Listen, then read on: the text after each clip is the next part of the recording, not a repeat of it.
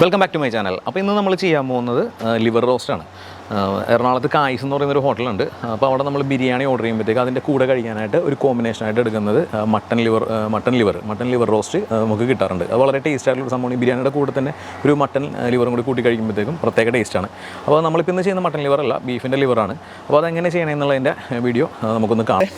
ലിവറിൻ്റെ piece എടുത്തിട്ടുണ്ട്, ബീഫിൻ്റെ ലിവറാണ്. ഇനി ഇതൊന്ന് കട്ട് ചെയ്തെടുക്കണം.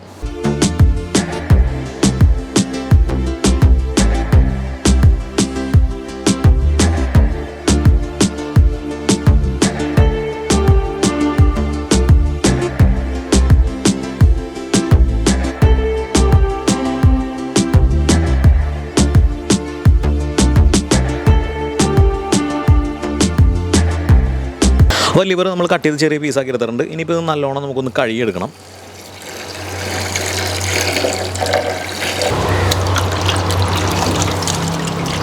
അപ്പോൾ ലിവർ നമ്മൾ കട്ട് ചെയ്ത് ക്ലീൻ ചെയ്തെടുത്തിട്ടുണ്ട്. നമുക്കിനി ലിവർ ഒന്ന് വേവിക്കണം. അതിനുവേണ്ടി നമ്മളൊരു മൺചട്ടി എടുത്തിട്ടുണ്ട്.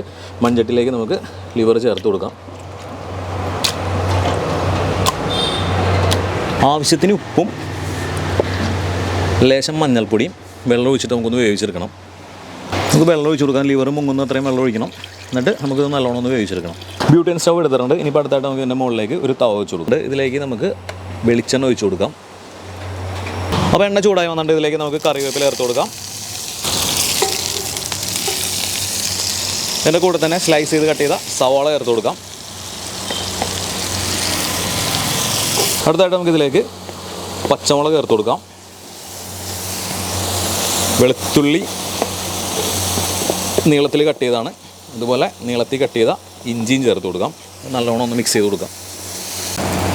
അപ്പോൾ നമ്മുടെ സവാളയും പച്ചമുളകൊക്കെ നല്ലോണം വഴന്ന് വന്നിട്ടുണ്ട്. ഇനിയിപ്പോൾ ഇതിലേക്ക് നമുക്ക് പൊടികൾ ചേർത്ത് കൊടുക്കാം. ഇതിലേക്ക് നമുക്ക് ലേശം മഞ്ഞൾപ്പൊടി ചേർക്കാം.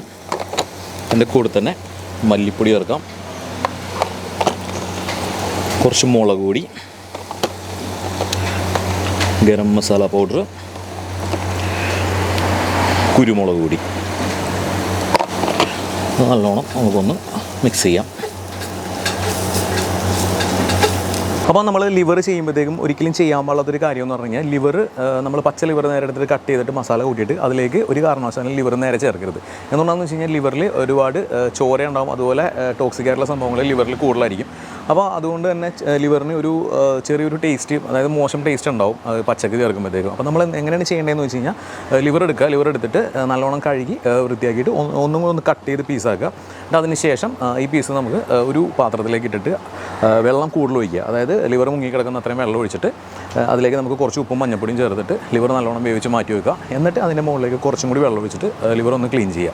എന്നിട്ട് നമുക്ക് മസാല കൂട്ടിയിട്ട് അതിലേക്ക് നമുക്ക് ലിവർ ചേർത്തിട്ട് മിക്സ് ചെയ്തെടുത്താൽ മതി. അപ്പോൾ അങ്ങനെയാണ് ലിവർ ചെയ്യേണ്ടത്. അല്ലാന്നുണ്ടെങ്കിൽ നമ്മൾ നോർമലി നമ്മളിതിപ്പോൾ ലിവർ റോസ്റ്റാണ് ചെയ്തേക്കണം. അതായത് നമ്മൾ തേങ്ങാപ്പാൽ വെച്ചിട്ട് കല്യാണത്തിനൊക്കെ കൊടുക്കുന്ന, അതായത് ചോറിൻ്റെ കൂടെ കൊടുക്കുന്ന ടൈപ്പ് ഒരു റെസിപ്പി ചെയ്യാറുണ്ട്. അപ്പോൾ ആ റെസിപ്പി എന്ന് പറയുമ്പോഴത്തേക്കും നമ്മൾ ലിവർ പുഴുങ്ങി എടുത്ത ലിവർ അതിൻ്റെ മുകളിലേക്ക് കുറച്ച് വെള്ളം വെച്ച് ക്ലീൻ ചെയ്തെടുക്കുക. എന്നിട്ട് അതിന് ശേഷം നമുക്ക് വേണമെന്നുണ്ടെങ്കിൽ അതിലേക്ക് കുറച്ച് ഉപ്പും മഞ്ഞപ്പൊടിയും കുരുമുളക് പൊടിയും അതുപോലെ വിനാഗിരിയും ചേർത്തിട്ട് നമുക്ക് നല്ലോണം മിക്സ് ചെയ്തിട്ട് നമുക്ക് ഒരു മസാലയിലേക്ക് ചേർക്കാം. അപ്പോൾ ഞാനതിപ്പോൾ ഇന്ന് ചെയ്തിട്ടില്ല. എന്തുകൊണ്ടാണെന്ന് വെച്ച് കഴിഞ്ഞാൽ ഞാനിപ്പോൾ ഇന്ന് കുക്ക് ചെയ്യുന്നത് കാസ്റ്റ് അയണിൻ്റെ തവയിലാണ്. അപ്പോൾ കാസ്റ്റ് അയണിൻ്റെ തവയിൽ നമ്മൾ കുക്ക് ചെയ്യുമ്പോഴത്തേക്കും ഒരു കാരണവശാലും തക്കാളി അതുപോലെ വിനാഗിരി ഇങ്ങനെ പുളിയുള്ള ഐറ്റംസ് കാസ്റ്റ് അയണിലേക്ക് ചേർക്കരുത്. അങ്ങനെ ചേർത്ത് കഴിഞ്ഞാൽ കാസ്റ്റ് അയണിൻ്റെ തവ കംപ്ലൈൻ്റ് ആവും. അപ്പോൾ അതുകൊണ്ട് ഞാനിന്ന് വിനാഗിരി ചേർക്കണില്ല.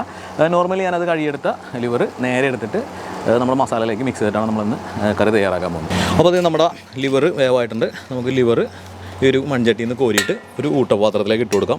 എന്നിട്ട് ഇതിൻ്റെ മുകളിൽ കുറച്ച് വെള്ളം ഒഴിച്ചിട്ട് ഇതൊന്ന് കഴുകിയെടുക്കാം. അല്ലെന്നുണ്ടെങ്കിൽ ലിവറിനൊരു സ്മെല്ലുണ്ടാവും. കുട്ടികളെല്ലാം ചൂടായി വന്നിട്ട് ഇതിലേക്ക് നമുക്ക് കഴുകി വൃത്തിയാക്കിയ, അതായത് വേവിച്ചിട്ട് നമ്മൾ ജസ്റ്റ് ഒന്ന് വെള്ളം ഒഴിച്ച് കഴുകിയെടുത്ത ലിവർ നമുക്ക് ഇതിലേക്ക് ചേർത്ത് കൊടുക്കാം. നല്ലോണം ഒന്ന് മിക്സ് ചെയ്ത് കൊടുക്കാം. ഇതിലേക്ക് ഉപ്പ് ചേർത്ത് കൊടുക്കാം. നമുക്ക് നല്ലോണം ഇതൊന്ന് മിക്സ് ചെയ്യാം.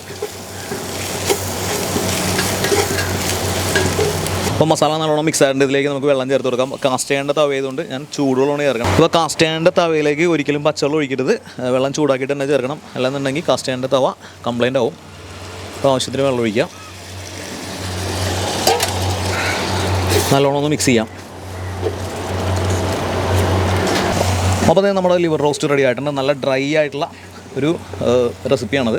അപ്പോൾ ഇത് ബിരിയാണിക്കൊക്കെ പറ്റിയ കോമ്പിനേഷനാണ്. അപ്പോൾ നമ്മൾ കായീസിലെ കാര്യം പറഞ്ഞപ്പോഴത്തേക്കും കായീസിൽ അവരെടുക്കുന്നത് മട്ടനാണ്. അപ്പോൾ നമ്മൾ ഇന്ന് എടുത്തിരിക്കുന്നത് ബീഫിൻ്റെ ലിവറാണ്. അപ്പോൾ നമുക്കിനി സ്റ്റൗ ഒന്ന് ഓഫ് ചെയ്ത് കൊടുക്കാം. നമുക്ക് കുറച്ച് മല്ലിയിലയും ഇതിൻ്റെ മുകളിലേക്ക് ഇട്ട് കൊടുക്കാം.